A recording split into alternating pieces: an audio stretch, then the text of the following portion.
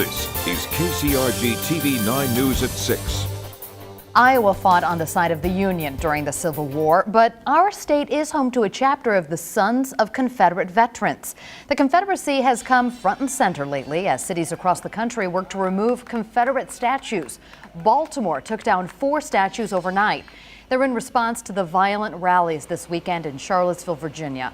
Our chief investigative reporter Josh Scheinblum spoke to a Sons of the Confederacy member here in Iowa for his thoughts on the removal of these monuments. Beth, Dick Pohorsky is a member of the Sons of Confederate Veterans, is a Civil War reenactor, runs a Civil War roundtable discussion group in Cedar Rapids, and even appeared as an extra in the film Gods and Generals.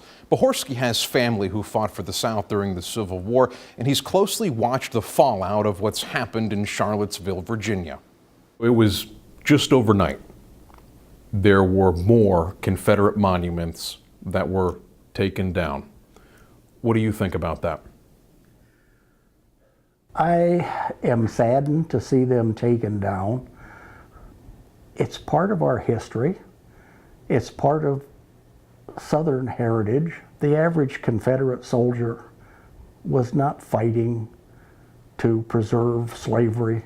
He was defending hearth and home. When you saw the images of what's happened in Charlottesville, Virginia, Nazi flags, Confederate flags, what do you and your colleagues in your group think of this? Every time we see one of those racist hate groups displaying the Confederate battle flag, it sickens us. They also fly American flags, and that should sicken all Americans. Would neo-Nazis, would members of the alt-right, would they be welcome in any of your organizations? Absolutely not. I don't think that any rational human being today can support or condone in any way such strong racism and bigotry. It has no place in the United States. Can you understand?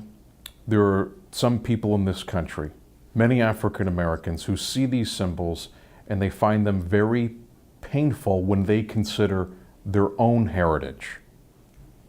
Is it worth it? Yes, I do. I mean, I do, and I do have empathy and sympathy for that viewpoint. I do understand that. It's difficult to think that an object, a statue, a monument,